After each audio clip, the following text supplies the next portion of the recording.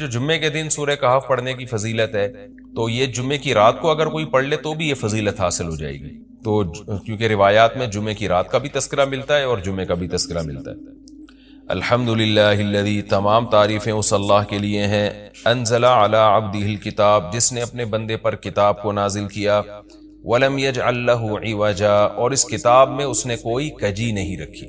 یہ قرآن کا کمال ہے۔ آپ الحمد سے لے کے والناس تک پڑھیں، دو اور دو چار کی طرح اس کی آیتیں اور اس کے مضامین سمجھ میں آتے ہیں۔ قرآن کے علاوہ کوئی بھی مذہبی کتاب آپ پڑھ لینا تو آپ کو سمجھ میں نہیں آئے گی کہ یہ کیا کہا جا رہا ہے اس میں، اور وہ باتیں نیچر کو اپیل بھی نہیں کریں گی، اور انسان وسوسوں کا شکار ہو جائے گا اور مصیبت میں پڑ جائے گا۔ لیکن قرآن کے دعوے کتنے واضح ہیں، اور دعووں میں تناقض نہیں ہے۔ قرآن نے کہا خدا ایک ہے، ہر جگہ یہی کہا کہ ایک ہے۔ محمد صلی اللہ علیہ وسلم کو کہا کہ نبی ہیں، بشر ہیں، نبی ہیں، تو بشریت کو ثابت کیا قرآن میں۔ جہاں نبی صلی اللہ علیہ وسلم سے اوٹ پٹانگ معجزوں کا مطالبہ کیا گیا تو بتا دیا گیا میں بشر ہوں۔ ایک ہی دعویٰ رہا ہے مسلسل شروع سے آخر تک، اور آخری نبی ہونے کا جب دعویٰ کیا گیا تو آخری ہی، یہ نہیں کہ پھر قرآن میں اشارے دے دیے ہوں کہ کوئی اور نبی بھی آئے گا۔ تو تناقض نہیں ہے قرآن میں۔ نماز کو فرض کیا تو نماز فرض ہے۔ تو یہ جتنے مضامین، پھر اخلاقیات کی جو تعلیم دی وہ تعلیم سیم ہے۔ تو یہ ہے کہ عوج نہیں ہے، بالکل نیچر کو اپیل کرنے والی دو اور دو چار کی طرح صاف ستھری باتیں ہیں قرآن مجید میں۔ یہ خود قرآن کا ایک بہت بڑا معجزہ ہے۔ آپ کبھی بھی کسی جھوٹے آدمی کو جب سنیں گے نا، اس کی باتوں میں ٹکراؤ بہت ہوگا۔ میں ایک دفعہ تحقیق کر رہا تھا، یہ منکرین حدیث جو ہیں، جنہوں نے کہا، دعویٰ کیا کہ حدیث حجت نہیں ہے، تو ہمارے شیخ حضرت مفتی رشید احمد صاحب رحمہ اللہ تعالی نے اصل الفتاوی کی دوسری جلد میں ان کے خلاف بہت کچھ لکھا ہے۔ تو اس میں ایک بڑی دلچسپ بات یہ تھی کہ جب یہ منکرین حدیث کا جو بانی ہے نا، پرویز نام تھا اس کا، پورا نام اس وقت ذہن میں نہیں ہے، تو اس کی کتابوں سے حضرت نے تناقض نکالا۔ مفتی رشید احمد صاحب رحمۃ اللہ علیہ نے تناقض کیا نکالا؟ ایک جگہ لکھ رہا ہے کہ حدیث حجت نہیں ہے، دوسری جگہ لکھ رہا ہے کہ حدیث حجت تو ہے لیکن جن ذرائع سے ہم تک پہنچی وہ ذرائع حجت نہیں ہے، اور ایک جگہ لکھ رہا ہے کہ حدیث حجت بھی ہے لیکن صرف نبی صلی اللہ علیہ وسلم کے دور تک کے لیے حجت ہے، ہمیشہ کے لیے حجت نہیں ہے۔ تو ایسے کئی تناقض۔ تو اس میں حضرت نے لکھا کہ اس سے پتہ چلتا ہے کہ یہ بیچارہ خود اس کو پتہ نہیں ہے کہ یہ اس کا دعویٰ کیا ہے، یعنی اس سے صاف واضح ہوتا ہے کہ ان کا مقصد صرف اور صرف ہمیں اسلام سے ہٹانا ہے، اور حدیث کو مشکوک قرار دے کر، کیونکہ زیادہ تر جو قوانین ہمیں اسلام کے ملتے ہیں وہ تو قرآن میں بہت کم ملتے ہیں، وہ تو احادیث میں ملتے ہیں۔ قرآن تو زیادہ تر عقیدے کی بات کرتا ہے، آخرت کے تصور کو ہماری نظروں میں اجاگر کرتا ہے، اخلاقیات سکھاتا ہے، مسائل، فقہی مسائل، وہ تو زیادہ تر احادیث میں ہے، اسلامی قانون جسے ہم کہتے ہیں۔ تو مقصد اس کا یہ ہے کہ اسلامی قانون سے کسی طرح لوگوں کو ہٹایا جائے۔ تو جیسے جس وقت بن پڑی وہ دعویٰ اس نے کر دیا۔ کبھی مجلس دیکھی کہ یار اس وقت یہ دعویٰ کرنا زیادہ مناسب ہے کہ حدیث حجت تو ہے لیکن جن ذرائع سے پہنچی وہ ذرائع قابل اعتماد نہیں ہے، تو وہاں اس نے یہ دعویٰ کر دیا۔ تو جھوٹا آدمی کسی ایک بات پہ ٹکتا نہیں ہے۔ آپ مرزا غلام احمد قادیانی کے دعووں کو دیکھ لیں، اس کی کتابوں میں کہیں وہ لکھتا ہے کہ میں نبی نہیں ہوں، میں تو امام ہوں، اور کہیں لکھتا ہے کہ میں، شروع میں اس نے یہ دعویٰ کیا تھا کہ میں نبی نہیں ہوں، میں امام مہدی ہوں، پھر اس نے دعویٰ کیا میں حضرت وہی عیسیٰ علیہ الصلوۃ والسلام جو مسیح موعود وہ ہوں۔ اس کی کتابوں میں اتنا ٹکراؤ ہے، وجہ اس کی ہے کہ باطل کا ایک ہدف ہوتا ہے، تو وہ دیکھتا ہے کہ جیسا دیس ویسا بھیس۔ جیسے اس کا ہدف ہوتا ہے شہرت، دولت، اور یا لوگوں میں پھوٹ ڈالنا، یا کوئی منصب حاصل کرنا کسی سے، تو وہ پھر دیکھتا ہے کہ جس وقت جو طریقہ اس کو سوٹیبل لگتا ہے نا، وہ وہی طریقہ اختیار کر لیتا ہے۔ تو ہر باطل میں یہ ہوتا ہے۔ آج بھی ہم دیکھتے ہیں جو اہل باطل ہوتے ہیں وہ کسی ایک بات پہ ٹکتے نہیں ہیں۔ ایک تو ہوتا ہے نا انسان سے غلطی سے ایک دعویٰ ہو گیا، اس سے رجوع کر لے، وہ ایک الگ چیز ہے، وہ تو ہر انسان سے خطا ہو سکتی ہے، لیکن اہل باطل کے دعووں میں بہت ٹکراؤ ہوتا ہے، وہ کسی ایک بات پہ ٹکتے نہیں ہیں۔ آج بہت سارے اسکالرز ایسے ہیں کہ آپ جب ان کی تقریریں سنیں گے یا ان کی کتابیں پڑھیں گے تو انہیں بہت ٹکراؤ نظر آئے گا۔ اسی سے صاف پتہ چل جاتا ہے کہ یہ لوگ اپنے دعوے میں مخلص نہیں ہیں، ان کا مقصد پھوٹ ڈالنا ہے۔ تو جتنی جو تحریف شدہ آسمانی کتابیں ہیں، یہ جتنے باطل مذاہب ہیں، ان میں بھی آپ کو یہ ٹکراؤ نظر آئے گا۔ تو قرآن یہ دعویٰ بار بار کرتا ہے کہ اللہ تعالیٰ نے جو کلام اپنے حبیب صلی اللہ علیہ وسلم پہ نازل کیا، اس میں آپ کو عوج نظر نہیں آئے گا، کوئی کجی نظر نہیں آئے گی، بہت واضح دو اور دو چار کی طرح وہ اپنے دعووں کو دعوے کرتا ہے قرآن مجید، اور اس پر دلائل قائم کرتا ہے۔ قیماً، اللہ فرماتے ہیں سیدھا سیدھا کلام ہے، لینذر بأسا، تاکہ یہ ڈرا دے کہ اللہ تو نے اتنا صاف ستھرا کلام نازل کیوں کیا. اللہ کہتے ہیں دو وجہ سے، برے لوگوں کو ڈرانے کے لیے، اچھے لوگوں کو امیدیں دلانے کے لیے، تاکہ برے لوگ برائی سے بچیں اور اچھے لوگوں کو موٹیویشن ملے. یہ دعویٰ بھی قرآن کا کتنا پیارا اور کتنا صاف ستھرا ہے. برائی کو ختم کرنا چاہتا ہے قرآن، اچھائی کو پروموٹ کرنا چاہتا ہے. لِيُنذِرَ بَأْسًا شَدِيدًا، ہم نے کیوں نازل کیا؟ تاکہ یہ ڈرا دے شدید عذاب سے، مِن لَدُنْهُ، اللہ کی طرف سے، یعنی اللہ کی طرف سے ڈرا دے. وَيُبَشِّرَ الْمُؤْمِنِينَ، اور ایمان والوں کو خوشخبریاں سنا دے. کون سے ایمان والے؟ الَّذِينَ يَعْمَلُونَ الصَّالِحَاتِ، جو اچھے اعمال کرتے ہیں. کیا خوشخبری سنا دے؟ ان لہم اجرا حسنا، کہ ان کو اجر ملے گا بہت اچھا، اور ایسا اجر ملے گا ماکثین فیہ ابدا، رہیں گے اس اجر میں وہ ہمیشہ ہمیشہ. وینذر الذین قالوا، اور تاکہ یہ کلام ڈرا دے ان لوگوں کو، الذین قالوا، جو کہتے ہیں اتخذ اللہ ولدا. اللہ نے ڈرانے کا ذکر 2 دفعہ کیا، اس لیے کہ ایک تو عام لوگ جو برے ہوتے ہیں ان کو ڈرا دے، اور مشرکین میں خاص طور پر یہ برائی تھی کہ یہود و نصارہ کی باتوں میں آ کے اللہ کے لیے اولاد ٹھہرا لیا کرتے تھے. وہ فرشتوں کو بیٹیاں کہہ دیا، یا عیسائیوں کی باتوں میں آ کے اللہ کے لیے اولاد ٹھہرا دی. تو اس لیے اللہ نے خاص طور پر ان مشرکین اور ان کافروں کا ذکر کیا جو نبی صلی اللہ علیہ وسلم کے دور میں اللہ کے لیے اولاد ٹھہراتے تھے، کہ اللہ ان کو بھی ڈرا دیا جائے. وَيُنذِرَ الَّذِينَ قَالُوا، اور ڈرا دے ان لوگوں کو جو کہتے ہیں اتخذ اللہ ولدا، کہ اللہ نے ٹھہرا لی ہے اولاد. سورہ کہف بھی مکی صورتوں میں سے ہے نا، تو اس میں بھی توحید کا مضمون بہت ہوگا. مَا لَهُم بِهِ مِنْ عِلْمٍ، نہیں ہے ان کے لیے اس دعوے پر کوئی دلیل. وَلَا لِآبَائِهِمْ، اور نہ ان کے باپ دادا کے پاس کوئی دلیل تھی. یہ اکثر کہتے تھے نا، بھائی ٹھیک ہے ہمارے پاس دلیل نہیں ہے لیکن ہم اپنے باپ دادا کو فالو کرتے ہیں. تو اللہ کہتے تمہارے باپ دادا کے پاس کون سے اس دعوے کی کوئی دلیل تھی؟ اور یہ جملہ ہلکا نہیں ہے. کبرت کلمتن، بہت بڑا ہے یہ کلمے کے اعتبار سے. ایسا کلمہ جو ان کی منہ سے نکلتا ہے، منہ سے نکلنے والا کلمہ، یہ بہت بڑا کلمہ ہے، بہت بھاری ہے زمین اور آسمان پر، کہ اللہ کے لیے اولاد ٹھہرا دی. ان یقولون الا کذبا، نہیں بولتے یہ لوگ مگر نرا جھوٹ بولتے ہیں یہ. فلعلک باخع نفسک علی آثارہم، اللہ تعالیٰ اپنے حبیب صلی اللہ علیہ وسلم کو تسلی دے رہے ہیں کہ اتنا سری جھوٹ بولتے ہیں اور آپ کی دعوت اتنی واضح ہے پھر بھی ایمان نہیں لاتے. تو اے نبی، کہیں ایسا نہ ہو کہ آپ غم میں اپنی جان ہی نہ ہلاک کر بیٹھیں، کیونکہ رسول اللہ صلی اللہ علیہ وسلم کا دل بہت گھٹتا تھا کہ اتنی واضح بات میں کر رہا ہوں، اتنا میرے دعوے میں اتنی کلیئرٹی ہے، اس کے باوجود یہ مانتے کیوں نہیں ہیں؟ تو غم سے آپ کا سینہ گھٹتا تھا. تو اللہ نے آپ کو بتایا کہ یہ آپ کی حالت یہ ہو گئی ہے شاید کہ آپ اپنی جان ہی ہلاک کر بیٹھیں. دیکھیں اللہ کا شاید یہ ہماری زبان میں اللہ ہم سے بات کرتے ہیں نا، ورنہ اللہ کے لیے تو شاید نہیں، اللہ کے لیے جو چیز ہوتی ہے یقینی ہوتی ہے. تو یہاں شاید کا مطلب کیا ہوگا کہ کوئی بھی دیکھنے والا آپ کی کنڈیشن کو دیکھے نا اس وقت، تو وہ کہے گا کہ آپ کی موت نہ واقع ہو جائے، اتنا غم ہے آپ کو. تو مقصد ہے غم کی شدت کو بیان کرنا. تو اللہ فرماتے ہیں شاید کہ آپ اپنی جان ہی ہلاک کر بیٹھے ان کے پیچھے، یعنی ان کے غم میں. اگر یہ لوگ اس قرآن پر ایمان نہ لے کر آئے، اسفا، افسوس اور غم میں آپ کی جان ہی کہیں آپ ہلاک نہ کر بیٹھیں. پھر آگے اللہ بتا رہے ہیں کہ یہ ایمان کیوں نہیں لے کر آتے. آپ غم نہ کریں، آپ کی دعوت میں کوئی کمی نہیں، آپ کے دلائل میں کوئی کمی نہیں. ایمان نہ لانے کی وجہ ہم بتاتے ہیں کیا ہے. کچھ لوگ لائیں گے، کچھ نہیں لے کر آئیں گے. وجہ کیا ہے وہ ہم بتا رہے ہیں اگلی آیت میں. انا جعلنا ما علی الارض، ہم نے بنایا ہے ہر اس چیز کو جو زمین کے اوپر ہے، زینت اللہ، زمین کے لیے، یعنی زمین والوں کے لیے زینت، اٹریکٹیو بنایا ہم نے. زمین اجڑی ہوئی ہوتی، کسی کا دل ہی نہ لگتا زمین میں، تو سارے آخرت ہی کی فکر میں لگ جاتے. لیکن زمین میں اٹریکشن ایسی پیدا کر دی ہے کہ یہ اللہ سے غافل کرتی ہے، حق سے دور کرتی ہے. ہر آدمی اس زمین کی زینت کو حاصل کرنے کی کوشش کرتا ہے. زینت وہ چیز ما یتزین، جو مزین ہوتی ہے اور جس کی طرف انسان کی اٹریکشن ہوتی ہے، چاہے حقیقت میں وہ اٹریکشن کے قابل ہو یا نہ ہو. جیسے گندگی کا ڈھیر ہے، اٹریکشن نہیں ہوتی، لیکن آپ نے اس کے اوپر ایک خوبصورت ململ کا کپڑا ڈال کے خوشبو چھڑک دی تو اب وہ دیکھنے میں بھلی لگنے لگے گی. تو جو چیز دیکھنے میں بھلی لگتی ہے اس کو مزین کہا جاتا ہے، چاہے حقیقت میں ہو یا نہ ہو. تو اللہ نے کہا کہ ہم حقیقت میں زمین اچھی ہے یا نہیں ہے، یہ لوگ اس کو نہیں دیکھتے، بس اٹریکٹیو ہے. اس کو دیکھتے ہیں کہ اس کا یہ اٹریکٹ کرتی ہے اپنی طرف. حقیقت میں دیکھا جائے تو مسافر خانہ ہے نا, کتنی بھی مل جائے تو ختم ہونے والی ہے, تو فنا ہونے والی چیزوں سے کون دل بہلاتا ہے. لیکن اللہ بتا رہے کہ ہم نے چونکہ اس کو مزین کر دیا ہے, تو اس مزین ہونے کا نتیجہ یہ ہے کہ کچھ لوگ اس میں پڑھ کے اللہ کو بھول جاتے ہیں اور کچھ اس کی حقیقت کو دیکھ کر اللہ کو یاد رکھتے ہیں.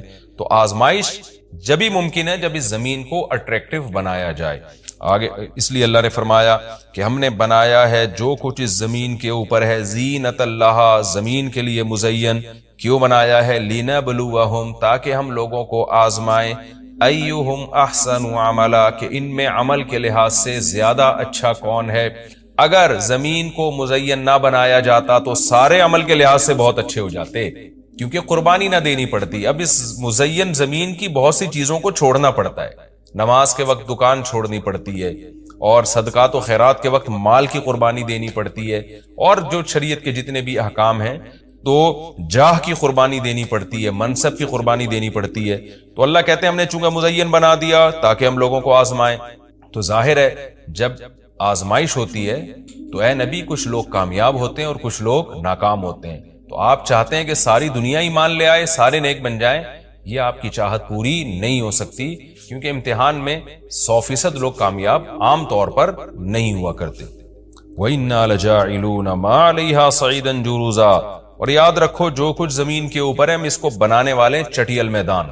یعنی اللہ نے جب یہ کہا نا کہ زمین کے اوپر کی چیزوں کو ہم نے مزین کر دیا, تو آگے نافرمانوں کو ایک دھمکی بھی دے دی ہے کہ تم جو اس میں پڑھ کر ایمان سے اور نیک عمل سے غافل ہو رہے ہو کہ بھئی اتنی اٹریکشن ہے, تو اس کا ایک دوسرا پہلو بھی ہے. وہ پہلو کیا ہے؟ چٹیل میدان بن جائے گی, سب تباہ و برباد ہو جائے گا. یعنی ایگزامینیشن ہال میں جب جو نعمتیں آپ کو دی جاتی ہیں وہ ہمیشہ کے لیے تھوڑی دی جاتی ہیں, وہ تو اس وقت تک کے لیے دی جاتی ہیں جب تک امتحان چل رہا ہے, اس کے بعد وہ لے لی جاتی ہیں واپس. تو اسی طرح اللہ اس زمین کو ختم کر دیں گے, اور تب پوری ترقی, جو انسان کی جتنی بھی ترقی ہے زمین میں اور کائنات میں, ساری زمین بوس ہو کے ختم ہو جائے گی.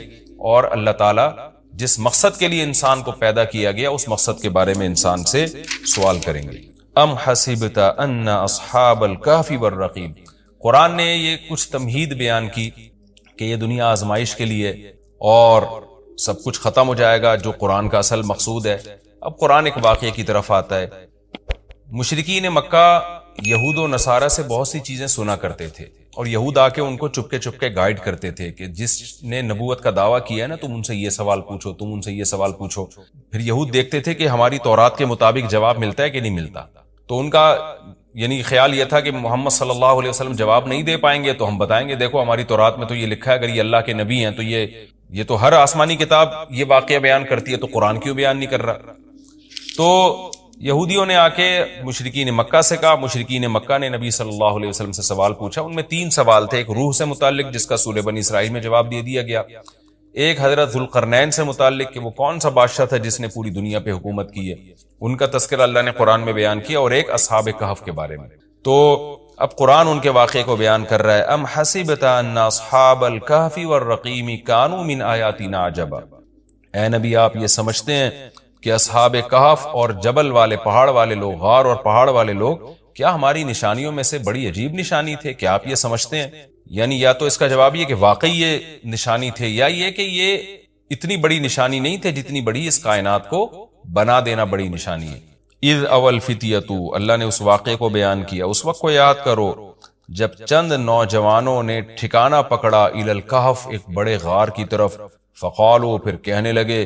اب دیکھیں قرآن جب واقعہ بیان کرتا ہے نا, تو سوال تو مشرکین نے اصحاب کہف کا پوچھا تھا, بتا دیا جاتا بھئی ایک زمانے میں اصحاب کہف تھے جو مشرک بادشاہ تھا جس کے ظلم سے تنگ آ کے وہ علاقہ چھوڑ کے چلے گئے, اور 300 سال غار میں رہے, اور پھر 300 سال کے بعد واپس آئے, اور لوگوں نے پھر بڑی عقیدت کی, محبت کی, بس اتنا کافی تھا. لیکن قرآن واقعہ اس انداز سے بیان کرتا ہے کہ اس میں اسباق ملنا شروع ہو جائے, ہمیں اس میں اسباق ملنا شروع ہو جائے. اب دیکھیں شروع کیسے کیا جا رہا ہے. کیا تم یہ سمجھتے ہو کہ اصحاب کہف کا واقعہ کوئی عجیب واقعہ ہے؟ یعنی اللہ کے لیے تو کوئی عجیب نہیں ہے.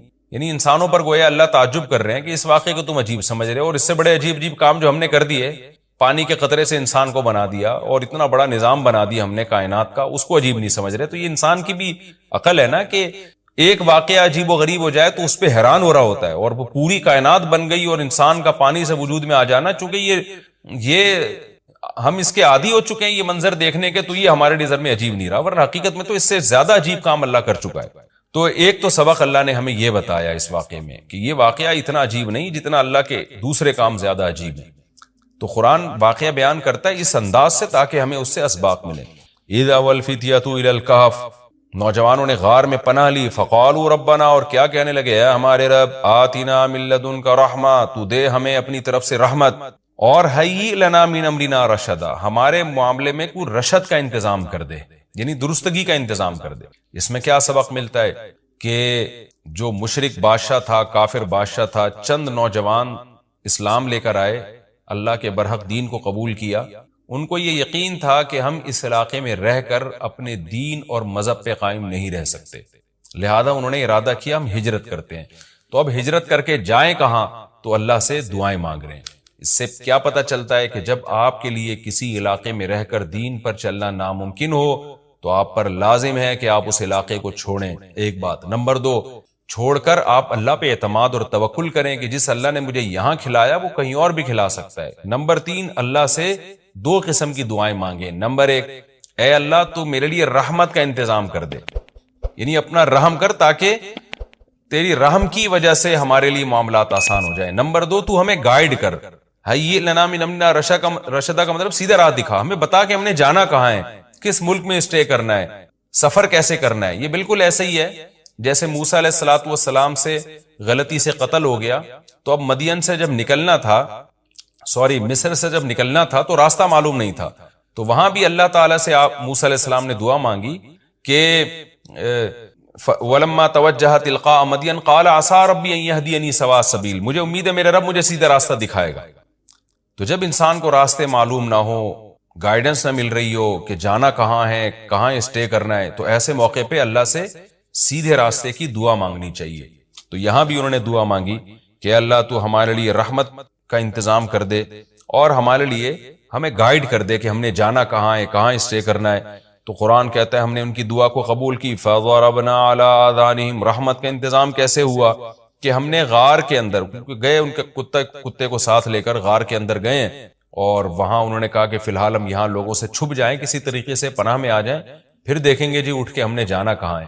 تو قتل کے خوف سے نکلے اور غار میں جا کے آرام کیا، تو اللہ کہتے ہیں ہم نے ان کے کانوں پہ پردہ ڈال دیا، سلا دیا گہری نیند، سنین عددا، کئی سال تک، ثم بعثناہم، پھر ہم نے ان کو جگایا، لنعلم ای الحزبین، تاکہ ہم دیکھیں، جس کا نتیجہ یہ نکلا کہ ہم یہ دیکھنا چاہتے تھے ان دونوں میں سے کون سا فریق ایسا ہے احصیٰ لما لبثوا امدا، جو مدت کے اعتبار سے زیادہ کاؤنٹ کرنے والا ہے اس مدت کو، لما لبثوا، جس مدت تک یہ لوگ ٹھہرے۔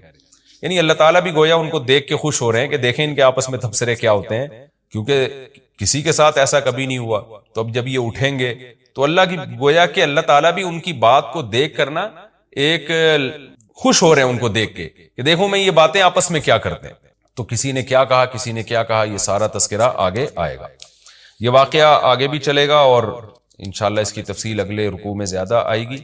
ہمارا یہ رکوع الحمدللہ کمپلیٹ ہو گیا اور وقت بھی تقریباً کمپلیٹ ہی ہونے والا ہے ہمارا، تو انشاءاللہ اگلے ایپیسوڈ میں اس واقعے کو ہم مکمل کریں گے۔ تفسیر اس کی بہت آسان ہے، زیادہ ڈیٹیل میں جانے کی ضرورت نہیں ہے، اور میں بار بار بتاتا ہوں کہ یہ جو میں تفسیر کے لیکچر ریکارڈ کروا رہا ہوں، اس کا بنیادی مقصد صرف اور صرف یہ ہے کہ جب آپ قرآن مجید کی تلاوت کریں تو آپ کو سمجھ میں آئے کہ آپ کیا پڑھ رہے ہیں، کیا سن رہے ہیں۔ تلاوت سنیں تو سمجھ میں آئے کہ کیا سن رہے ہیں آپ، تراویح میں یا ویسے نارملی جب آپ تلاوت کرتے۔ اس تفسیر کے لیکچر کا مقصد لمبی چوڑی تفسیریں نہیں ہیں، کیونکہ میں اگر چاہوں تو ایک رکوع میں 6 مہینے لگا دوں اس کی ڈیٹیل بیان کرنے میں، اور چاہوں تو میں مختصر رکھوں اس کو۔ تو میں نے مختصر اس لیے رکھا ہے کہ آپ کو قرآن سمجھ میں آئے، لہذا قرآن سامنے رکھ کر آپ بیٹھا کریں، اور ایک ہی لائنوں والا قرآن ہمیشہ رکھیں۔ 15 لائنوں والا ہے تو پوری زندگی پھر 15 لائنوں والوں سے تلاوت کریں، 16 لائنوں والا ہے تو 16 لائنوں والے سے آپ تلاوت کریں، تاکہ آپ کو جب وہ صفحہ سامنے ہوگا نا تو آپ جب بھی تلاوت کریں گے تو آپ کو اس کا مفہوم انشاءاللہ ذہن میں آئے۔ تو قرآن کی بیس آپ کی مضبوط ہو جائے. باقی تفسیریں تو پھر اتنی لمبی لمبی تفسیریں ہیں، وہ پڑھتے چلے جائیں، اس میں علمی نکات بہت ہیں. تو میں چاہتا ہوں آپ کی بیس مضبوط ہو جائے. جب قرآن پڑھیں آپ تو عربی میں ہی سمجھ میں آئے آپ کو، قرآن سنیں تو عربی میں ہی سمجھ میں آئے آپ کو. تو یہ بنیادی مقصد ہے.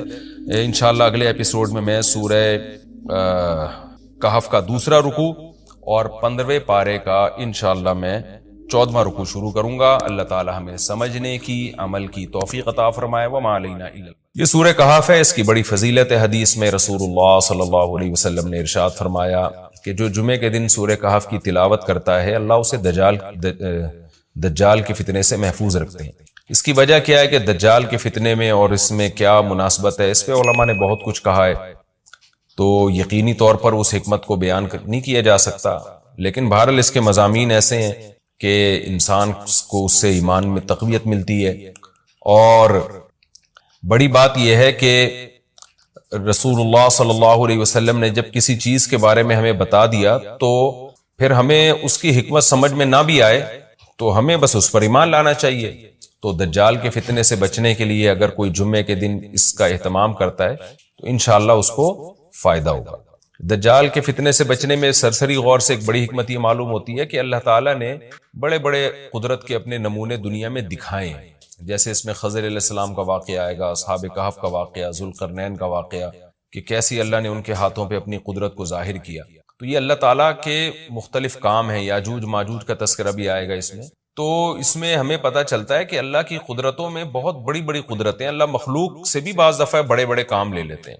تو دجال بھی اللہ کی ایک مخلوق ہوگا. تو وہ اگر بڑے بڑے محیر العقول کام دکھا رہا ہے تو یہ اس کی علامت نہیں ہوگی کہ یہ خدا ہے. جیسے ذوالقرنین سے اللہ نے بڑا کام لیا تو وہ خدا تھوڑی بن گئے.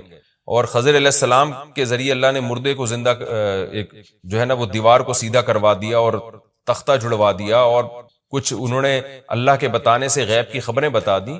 تو اس سے وہ خدا تو نہیں بن گئے. اور جو اس طرح اصحاب کہف کئی سو یعنی 300 سال تک غار میں سوتے رہے تو اس سے وہ خدا نہیں بن گئے. تو ایسے ہی دجال کے جب ہم محیر العقول واقعات دیکھیں گے تو یہ اس کی علامت نہیں ہے کہ یہ خدا ہے، بلکہ اللہ کی مخلوق ہے. تو اللہ تعالیٰ نے جیسے پچھلے پیغمبروں میں ایسے واقعات رونما ہوئے اور مقصد لوگوں کی آزمائش تھا، تو دجال بھی لوگوں کی آزمائش ہی کے لیے آئے گا. اور بہت ساری حکمتیں ہیں جو علماء نے بیان کی ہیں. اچھا، یہ جو جمعے کے دن سورہ کہف پڑھنے کی فضیلت ہے تو یہ جمعے کی رات کو اگر کوئی پڑھ لے تو بھی یہ فضیلت حاصل ہو جائے گی. تو کیونکہ روایات میں جمعے کی رات کا بھی تذکرہ ملتا ہے اور جمعے کا بھی تذکرہ ملتا ہے. الحمدللہ الذی، تمام تعریفیں اس اللہ کے لیے ہیں، انزل علی عبدہ الکتاب، جس نے اپنے بندے پر کتاب کو نازل کیا، ولم یجعل لہ عوجا، اور اس کتاب میں اس نے کوئی کجی نہیں رکھی. یہ قرآن کا کمال ہے. آپ الحمد سے لے کے والناس تک پڑھیں، 2 اور 2 4 کی طرح اس کی آیتیں اور اس کے مضامین سمجھ میں آتے ہیں.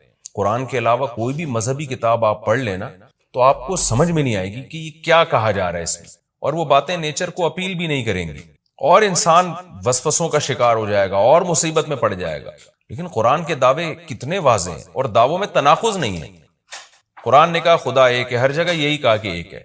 محمد صلی اللہ علیہ وسلم کو کہا کہ نبی ہیں، بشر ہیں نبی ہیں. تو بشریت کو ثابت کیا قرآن نے. جہاں نبی صلی اللہ علیہ وسلم سے اوٹ پٹانگ معجزوں کا مطالبہ کیا گیا تو بتا دیا گیا میں بشر ہوں. ایک ہی دعویٰ رہا ہے مسلسل شروع سے آخر تک. اور آخری نبی ہونے کا جب دعویٰ کیا گیا تو آخری ہی، یہ نہیں کہ پھر قرآن میں اشارے دے دیے ہوں کہ کوئی اور نبی بھی آئے گا. تو تناقض نہیں ہے قرآن میں. نماز کو فرض کیا تو نماز فرض ہے. تو یہ جتنے مضامین، پھر اخلاقیات کی جو تعلیم دی وہ تعلیم سیم ہے. تو یہ ہے کہ عوج نہیں ہے، بالکل نیچر کو اپیل کرنے والی 2 اور 2 4 کی طرح صاف ستھری باتیں ہیں قرآن مجید میں. یہ خود قرآن کا ایک بہت بڑا معجزہ ہے.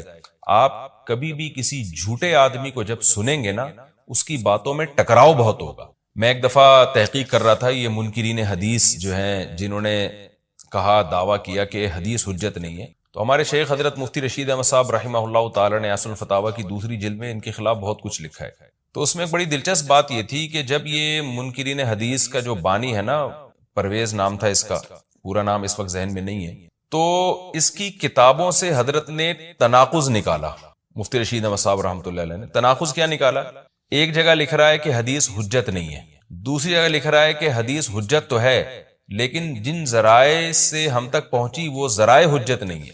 اور ایک جگہ لکھ رہا ہے کہ حدیث حجت بھی ہے لیکن صرف نبی صلی اللہ علیہ وسلم کے دور تک کے لیے حجت ہے، ہمیشہ کے لیے حجت نہیں ہے۔ تو ایسے کئی تناقض، تو اس میں حضرت نے لکھا کہ اس سے پتہ چلتا ہے کہ یہ بیچارہ خود اس کو پتہ نہیں ہے کہ یہ اس کا دعویٰ کیا ہے، یعنی اس سے صاف واضح ہوتا ہے کہ ان کا مقصد صرف اور صرف ہمیں اسلام سے ہٹانا ہے، اور حدیث کو مشکوک قرار دے کر، کیونکہ زیادہ تر جو قوانین ہمیں اسلام کے ملتے ہیں وہ تو قرآن میں بہت کم ملتے ہیں، وہ تو احادیث میں ملتے ہیں۔ قرآن تو زیادہ تر عقیدے کی بات کرتا ہے، آخرت کے تصور کو ہماری نظروں میں اجاگر کرتا ہے، اخلاقیات سکھاتا ہے، مسائل، فقہی مسائل، وہ تو زیادہ تر احادیث میں ہے، اسلامی قانون جسے ہم کہتے ہیں۔ تو مقصد اس کا یہ ہے کہ اسلامی قانون سے کسی طرح لوگوں کو ہٹایا جائے۔ تو جیسے جس وقت بن پڑی وہ دعویٰ اس نے کر دیا۔ کبھی مجلس دیکھی کہ یار اس وقت یہ دعویٰ کر رہے ہیں زیادہ مناسب ہے کہ حدیث حجت تو ہے، لیکن جن ذرائع سے پہنچی وہ ذرائع قابل اعتماد نہیں ہے، تو وہاں اس نے یہ دعویٰ کر دیا۔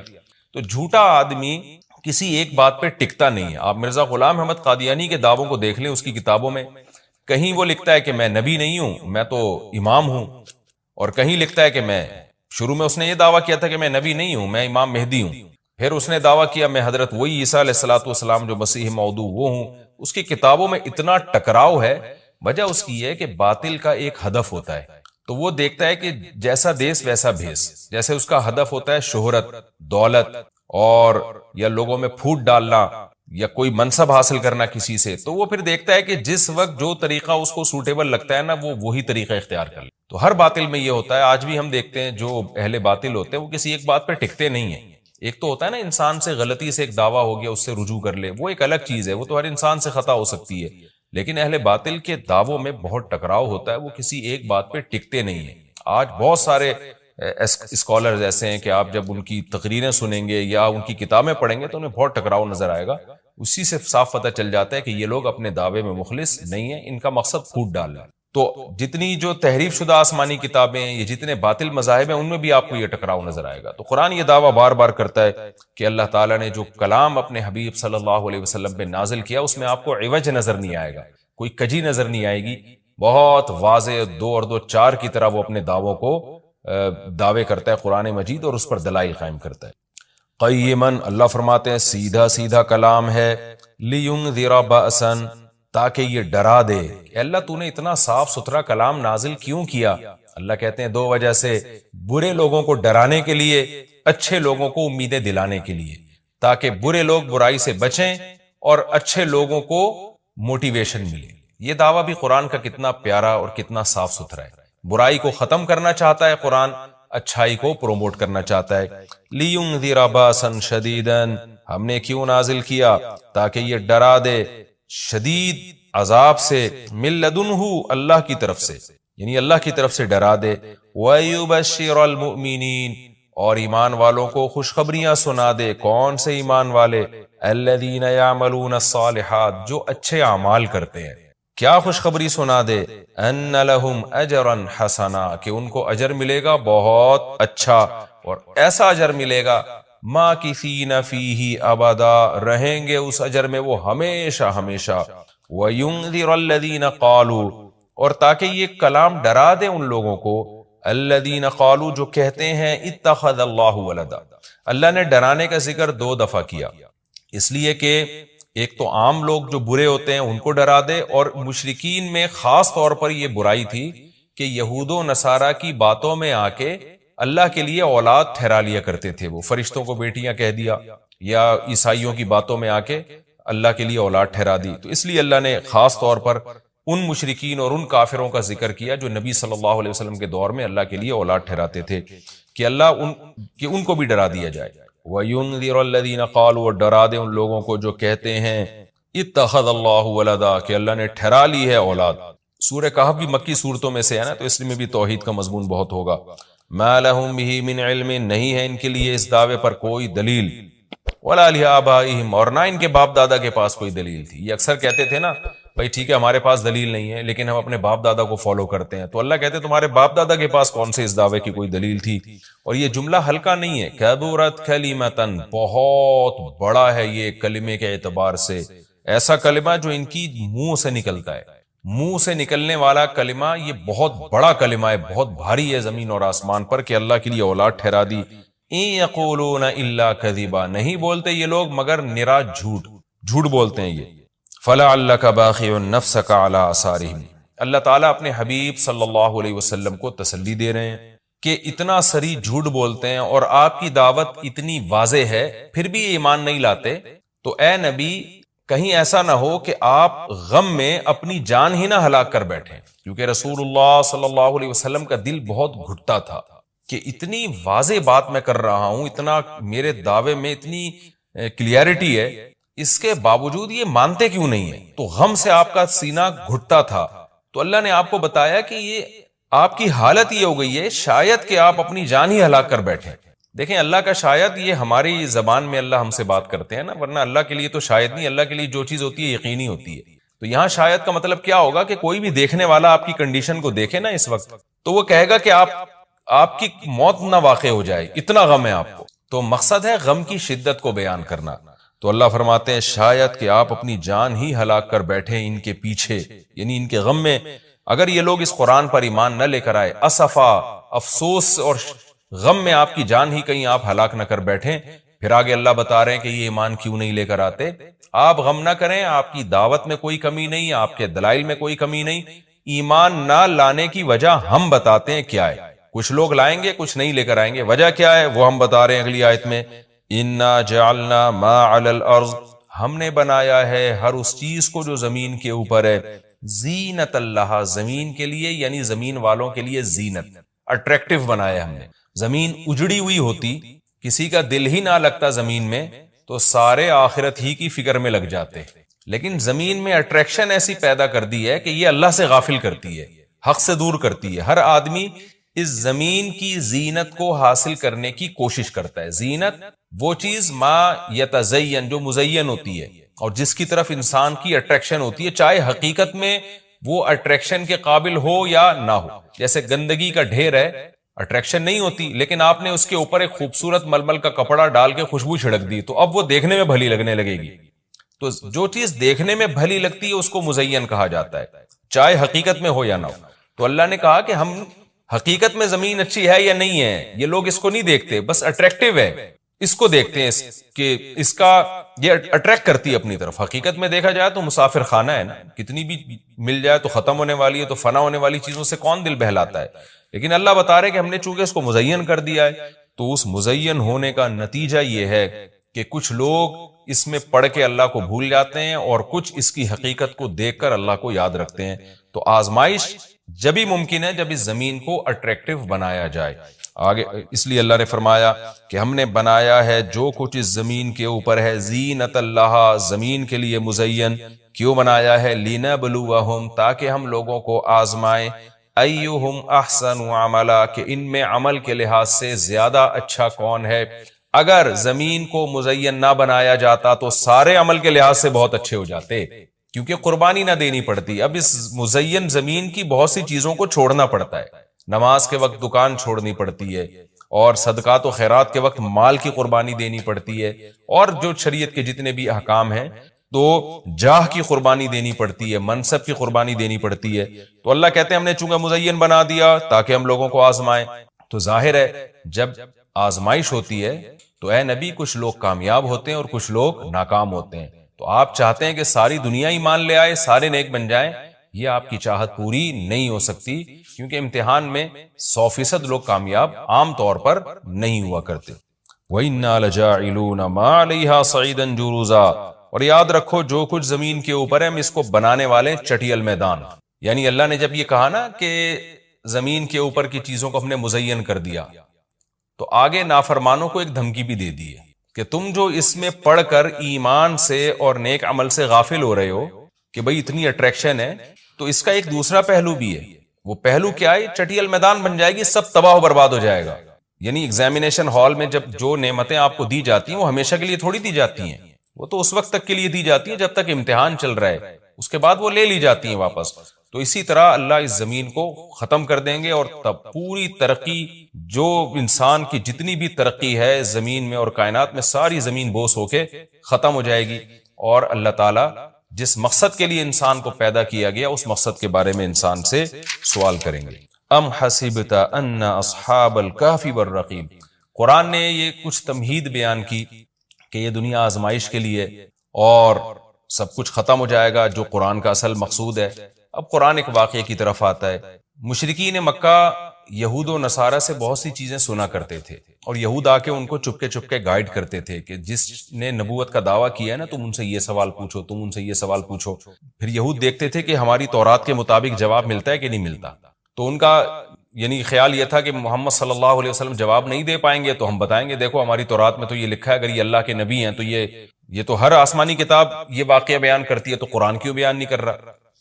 تو یہودیوں نے آ کے مشرکین مکہ سے کہا، مشرکین مکہ نے نبی صلی اللہ علیہ وسلم سے سوال پوچھا۔ ان میں 3 سوال تھے، ایک روح سے متعلق جس کا سورہ بنی اسرائیل میں جواب دے دیا گیا، ایک حضرت ذوالقرنین سے متعلق کہ وہ کون سا بادشاہ تھا جس نے پوری دنیا پہ حکومت کی ہے، ان کا تذکرہ اللہ نے قرآن میں بیان کیا، اور ایک اصحاب کہف کے بارے میں۔ تو اب قرآن ان کے واقعے کو بیان کر رہا ہے۔ ام حسبت ان اصحاب الکہف والرقیم کانوا من آیاتنا عجبا، اے نبی آپ یہ سمجھتے ہیں کہ اصحاب کہف اور جبل والے پہاڑ والے لوگ، غار اور پہاڑ والے لوگ کیا ہماری نشانیوں میں سے بڑی عجیب نشانی تھے؟ کیا آپ یہ سمجھتے ہیں؟ یعنی یا تو اس کا جواب یہ کہ واقعی یہ نشانی تھے، یا یہ کہ یہ اتنی بڑی نشانی نہیں تھے جتنی بڑی اس کائنات کو بنا دینا بڑی نشانی ہے۔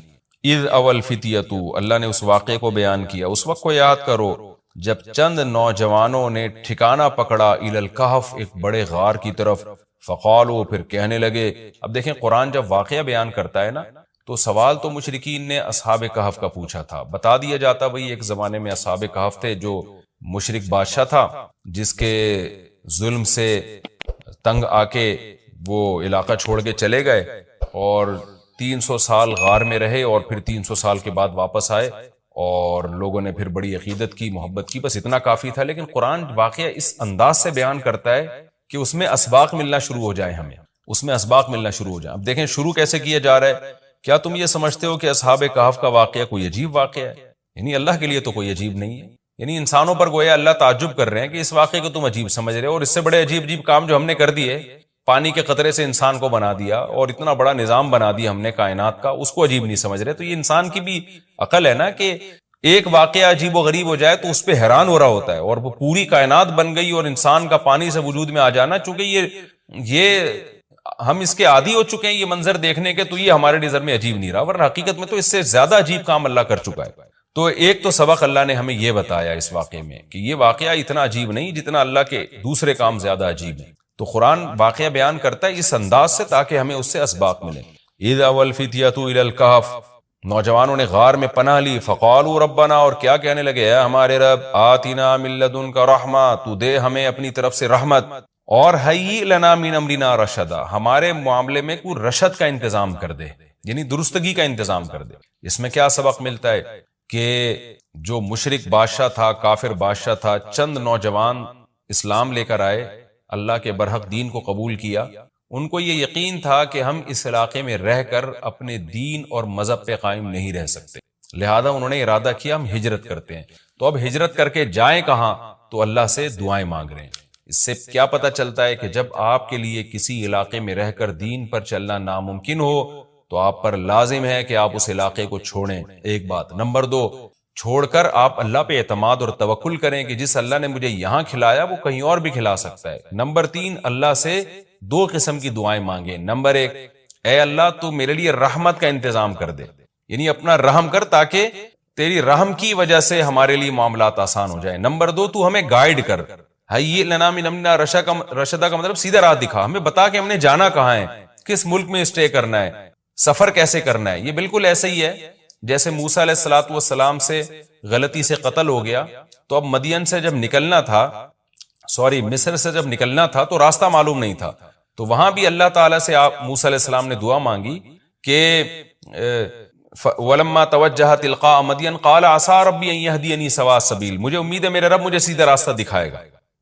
تو جب انسان کو راستے معلوم نہ ہو، گائیڈنس نہ مل رہی ہو کہ جانا کہاں ہے، کہاں اسٹے کرنا ہے، تو ایسے موقع پہ اللہ سے سیدھے راستے کی دعا مانگنی چاہیے۔ تو یہاں بھی انہوں نے دعا مانگی کہ اللہ تو ہمارے لیے رحمت کا انتظام کر دے اور ہمارے لیے ہمیں گائیڈ کر دے کہ ہم نے جانا کہاں ہے، کہاں اسٹے کرنا ہے۔ تو قرآن کہتا ہے ہم نے ان کی دعا کو قبول کی، فَضَرَبْنَا عَلَىٰ آذَانِهِمْ، رحمت کا انتظام کیسے ہوا کہ ہم نے غار کے اندر گئے، ان کے کتے کو ساتھ لے کر غار کے اندر گئے اور وہاں انہوں نے کہا کہ فی الحال ہم یہاں لوگوں سے چھپ جائیں، کسی طریقے سے پناہ میں آ جائیں، پھر دیکھیں گے جی اٹھ کے ہم نے جانا کہاں ہے۔